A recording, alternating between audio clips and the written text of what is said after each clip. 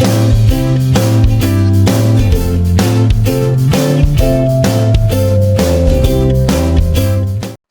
guys, and welcome to Cisca Stitches. Today's tutorial is going to be on how to draft the 1440 flare or peplum, as the case may be. As you can see, there are a lot of folds from this pattern, which is as desired, which is what I actually wanted to see, and I love the outcome. If you're not subscribed to my channel, please click the subscribe button, and also please click the bell so you get notified whenever I post new videos. Also, you can follow me on Instagram and Facebook for sewing tutorial tips and ideas as well. Let us get right into the process. Right here, we'll start with the calculation, and like I said, we are doing the 1440 circle flare pattern. My waist is 28, as I did for the 360 and 720 degree flare video, and if you haven't seen that tutorial, it's right on my channel. What I did for the 1440 flare was to divide my waist measurement by 4. You will see that for the 720 flare, I divided my waist measurement by 2, and for the 360 I didn't divide anything. So 360 times 2 will give us 720, and as you can see, we divided our waist measurement by 2. For the 1440, 360 times 4 will give us 1440, and I divided my waist measurement by 4. You can see how the correlation actually works. I got my radius to be circumference over 2 pi. So my radius, my new radius, which is 7 as we have calculated, we're going to divide that by 2 times 3.14. 3.14 is our value for pi. That's exactly what I did, and I got 1.114.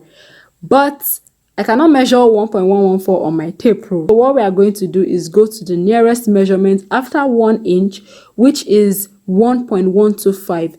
Every marking on the tape rule is 1/8 of an inch. From 0 to 1 inch is divided into, we have 8 marks right there. 1/8 is 0.125. So I added it to 1 inch because I cannot measure 0.114. So I just went with the nearest measurement, which is 1.125.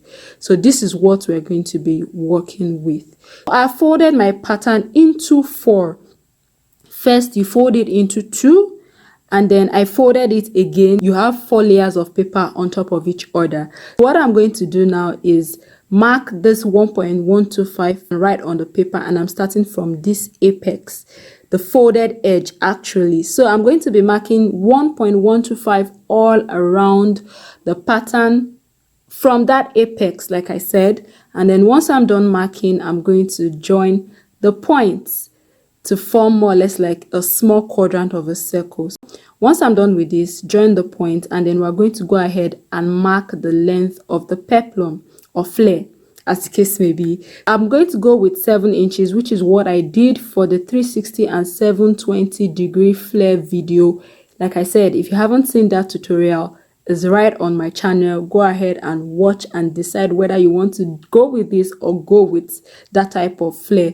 I'm done marking the points, and I'm going to go ahead and join the point. And as you can see, I actually mark the points from the small quadrant at the top.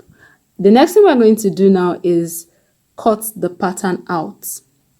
Because we divided our waist measurement into 4, you are actually going to cut 4 of this out. For the 720 flare, I divided my waist measurement into 2, and I had to cut 2 pieces of this.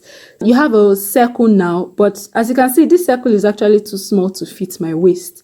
What we are going to do is measure this out, and I want to see if actually I got my waist measurement divided by 4. So I'm going to measure from that point, that folded edge where the marker is, and take it all around right back to the beginning. I've already gotten 7, and I got just close to about 8 inches, which means that the 1.125 I marked was more than enough to give me my measurement plus a lot of allowances. I folded another pattern again, and I'm going to be duplicating this. Like I said, we need 4 of this. So I'm going to place the pattern, align it well, and then cut it out properly. And I ensure that I cut this into 4 places. We've done the cutting. You have like a circle here, and you have 4 small quadrants, which when you open will form like a circle of their own. What I did was to cut a side of each of them, and then what we are going to do is join them together. I'll be using office pins off camera to actually join these pieces out because you don't want to watch me joining. I've joined it out to form like a long continuous circle. As you can see, what I'm going to do now is place this on a mannequin. So this is how full it looks. If you want to do this with fabric, I would advise that you use a fusible interlining or fusible interfacing to actually allow your flare to stand.